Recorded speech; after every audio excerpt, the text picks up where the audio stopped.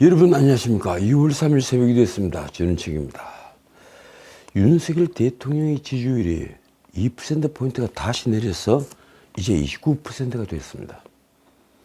한국갤럽이 지난달 30일부터 1일까지 사흘 동안 전국 만 18세 이상 1000명에게 물은 결과입니다. 윤 대통령 직무수행 긍정평가는 2%포인트가 떨어진 29%. 20%대를 기록한 것은 지난해 4월 2주차 27% 이후에 약 9개월 만입니다. 직무수행 부정평가는 63%로 지난주와 똑같았습니다. 긍정평가는 세대별로 70대 이상만 58%로 많았습니다.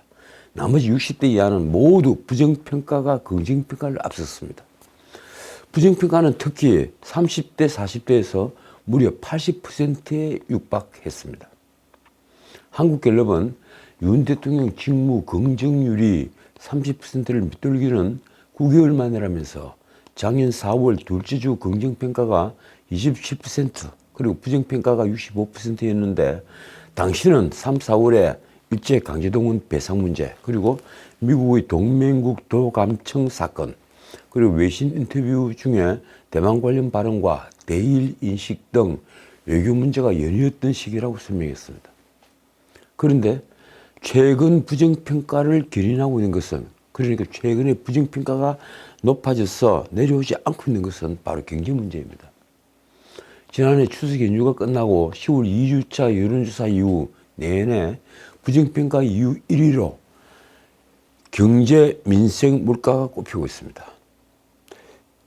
정당 지지도는 국민의힘이 전주 대비 2%포인트가 내린 34%. 그런데 민주당은 지난주와 같은 35%였습니다. 오차범위 아니지만 민주당에게 다시 역전을 당한 겁니다.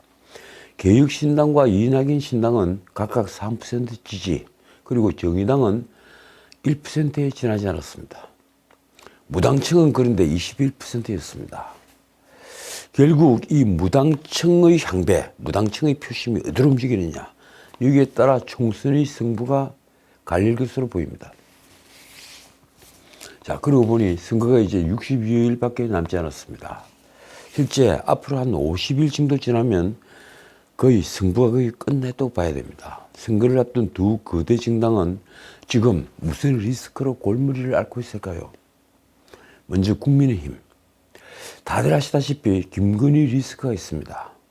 저는 윤 대통령에 대한 지지가 30% 초반을 형성하다가 이번 주에 29%로 30%가 무너진 것에는 윤석열 정부의 개혁이 가시화되지 않은 점, 그리고 민생 경제가 어려운 점, 여야의 극한적 대립 등이 아주 복합적으로 작용을 했지만 대통령 부인 김건희 리스크가 의외로 작용하고 있는 것으로 판단합니다.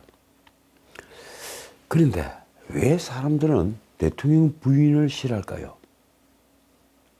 저는 이 문제에 대한 답으로 이렇게 말하겠습니다.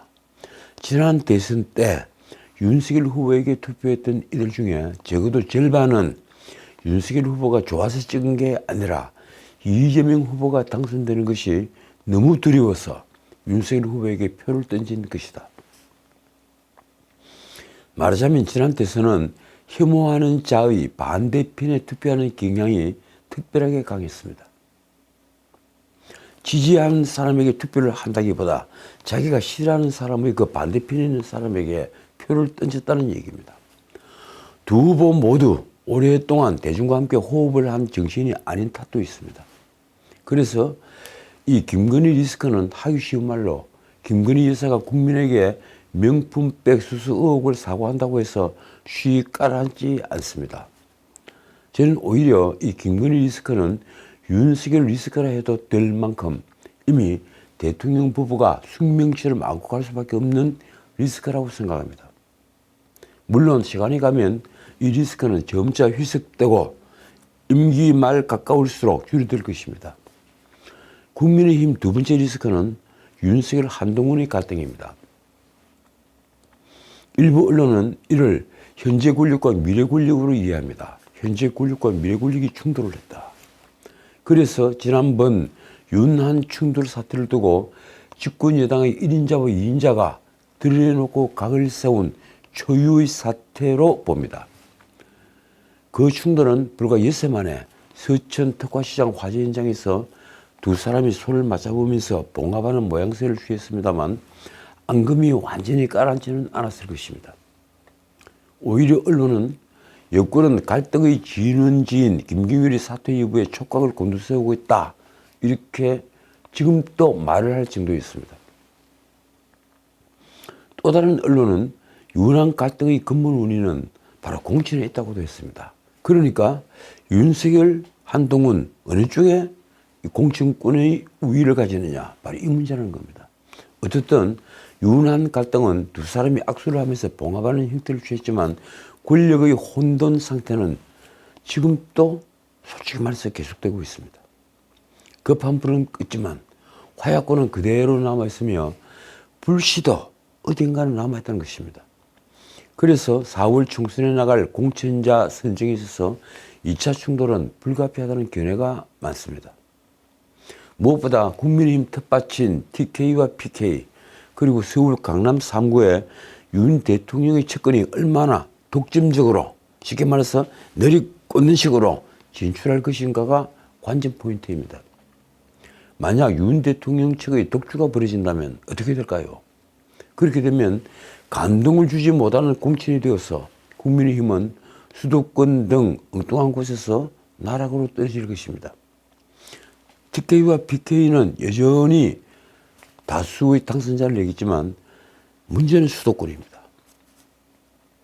어떻든 양측의 갈등을 줄이는 것은 양측 모두 이러다 공멸하면 내일이 없다는 것을 깨닫는 것뿐입니다. 윤 대통령은 이번 총선에서 국민의힘이 패배하면 자신은 자칫 식물 대통령으로 남은 3년을 보내야 한다는 것을 알아야 합니다.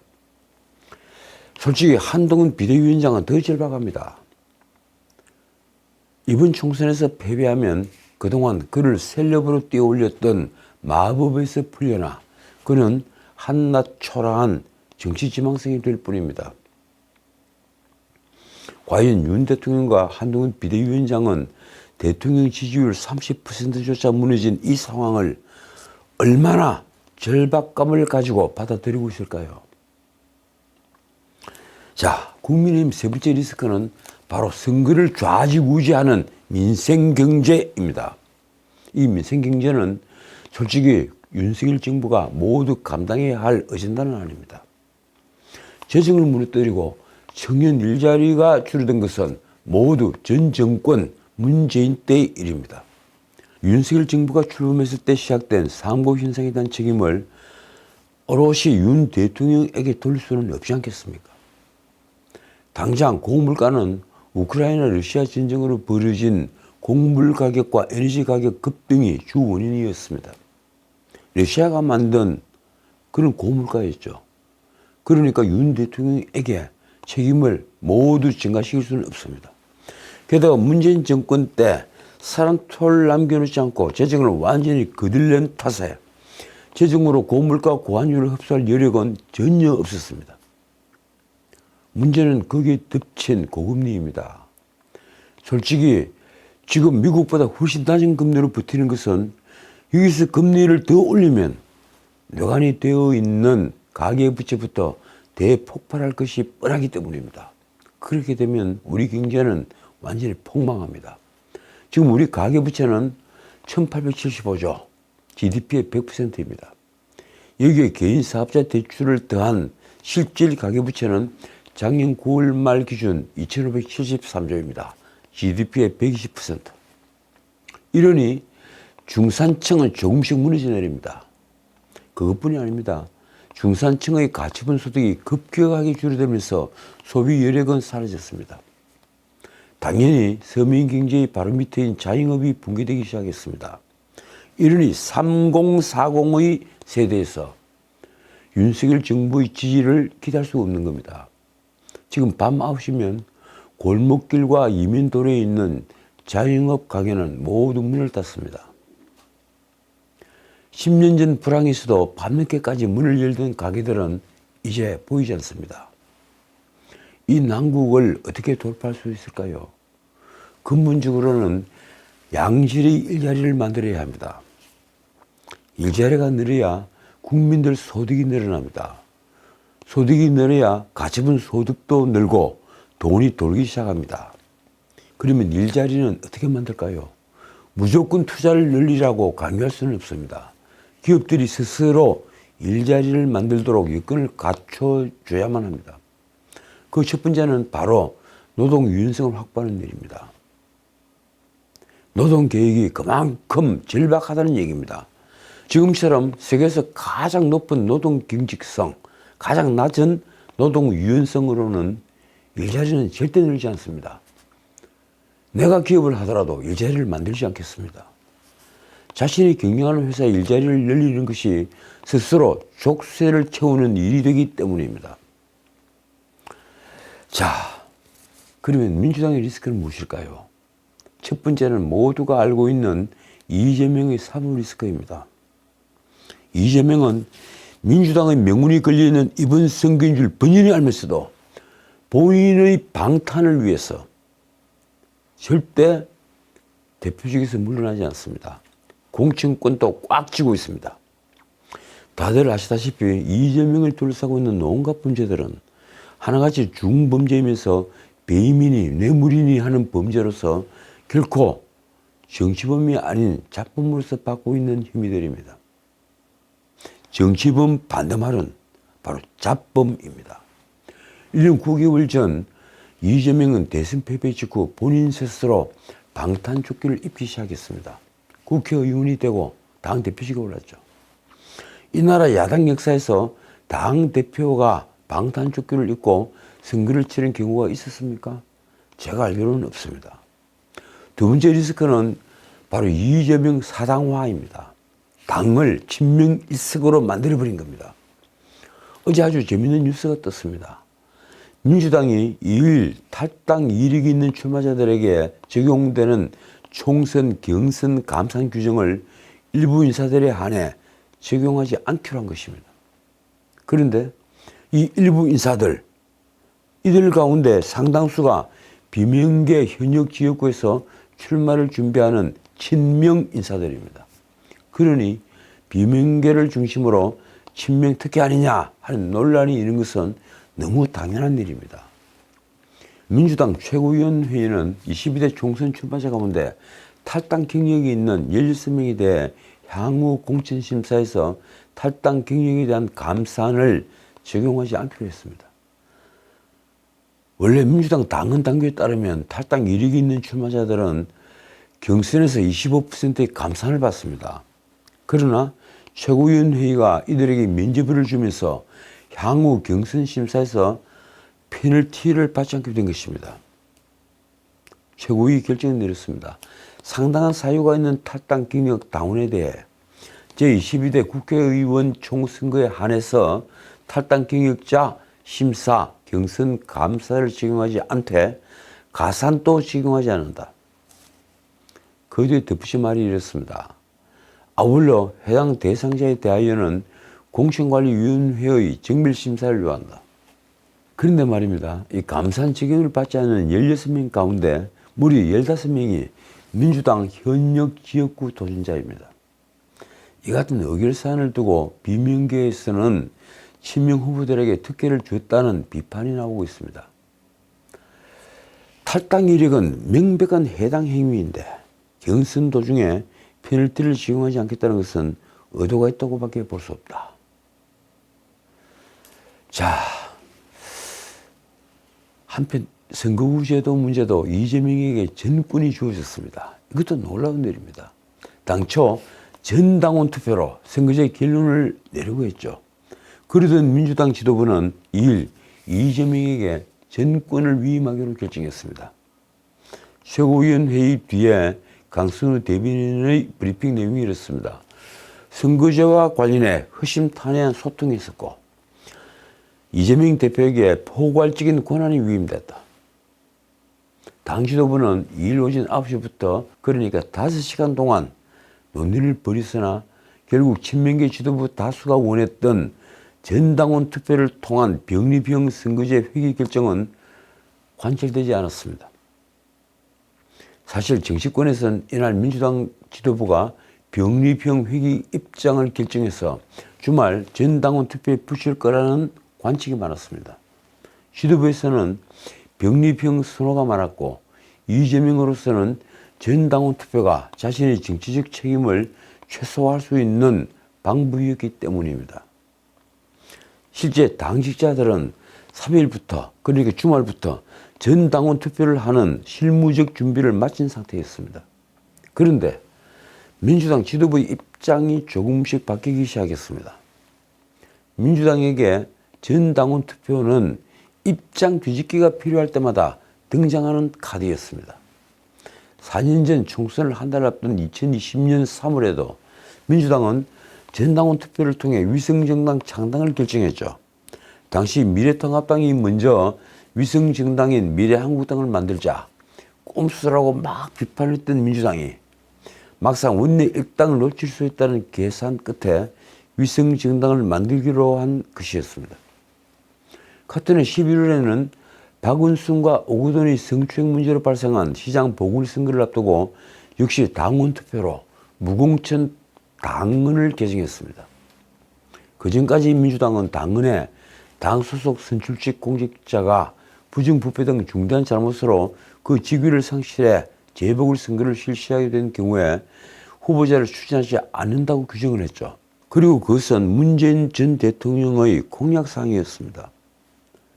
그런데 전당원 투표로 달리 정할 수 있다는 문구를 그 당헌에 넣어서 2021년 4월 7일 보궐선거에 서울, 부산시장 둘 다 후보를 낸 것입니다. 이 결정으로 민주당은 이 보궐선거 이후 대선 지방선거까지 내리 3연패를 당했습니다. 그런데 전당원 투표가 무산된 것은 당 안팎에서 쏟아진 비판 여론 때문입니다. 유인태 전 국회 사무총장은 일라디오에서 정말 놀랄만한 표현을 사용했습니다. 전당원 투표는 제일 불길한 것으로 처벌받을 짓이다. 그러면서 이렇게 말했습니다. 원래 히틀러도 국민만 보고 간다고 그랬다. 당 중심과 지도부도 비판적인 속내를 감추지 않았습니다. 친명계 좌장 정승호는 라디오에서 당원에게 어떤 게 좋은지 묻는 것이 과연 올바른지는 의문이 든다고 했습니다. 원내대표 홍익표 역시 라디오에서 이렇게 말했습니다. 전당원 투표를 하더라도 지도부가 어떤 입장을 정해서 당원들로부터 동의를 받겠다는 절차적 과정일 뿐이다. 최고위원 고민정은 공개회의에서 전당원 투표를 책임을 전가하겠다는 무책임한 행동이라고 지적했습니다. 어떻든 전당원 투표가 불발되면서 비공개 회의에서 선거제를 둘러싼 얘기가 오갔습니다. 홍익표는 선거제는 병리병과 준연동형 두 가지 단순 선택지가 아니다라는 취지로 말을 했고, 다른 최고위원은 민주당 의원 8명이 여전히 준연동형 유지를 요구하고 있다고 목소리를 높였습니다. 결국 이재명의 모든 결정을 위임받았는데 그는 지금 마음을 정하지 못하겠다 이렇게 말을 했습니다. 솔직히 말해 이재명에게는 병리병으로 돌아가는 것이 현실적인 선택지입니다. 그런데 그러려면 자신의 과거 발언을 뒤집어야 한다는 부담이 있습니다. 그래서 민주당에서는 이런 말이 나왔습니다. 당당히 매듭짓지 않고 전당원 투표 카드를 만지작거리다가 반발만 불러왔다. 장고 끝에 스텝이 꼬인 셈이다. 어쨌든 민주당 탈당파가 만든 미래대연합 설주환 대변인은 이렇게 논평했습니다. 민주당 선거제 논의 과정이 봉숭아 학당을 방불케 한다. 자, 그러고 보니 요즘 한동훈, 이재명 갈등을 보는 재미도 만만치 않습니다. 이재명은 2일 오전 최고위원회의에서 국민의힘의 최근 총선 공약 발표에 대해 이렇게 말했습니다. 국민의 주권을 위임받겠다고 하는 정상적인 정치 집단이 하는 일이 아니라 사기 집단이 하는 것이다. 사기 집단이라는 표현을 썼습니다. 그러니까 국민의힘의 공약은 전부 다 거짓 불응이라는 얘기입니다. 한동훈은 이날 구리시 전통시장을 방문했을 때 기자들이 이재명 대표가 국민의힘을 총선용 공약을 남발하는 사기 집단이라고 비판했는데 어떻게 생각하느냐 이렇게 묻자 대답을 이렇게 했습니다. 자기 얘기하는 것 같다. 제가 이 기사를 듣고 정말 큰 소리로 웃었습니다.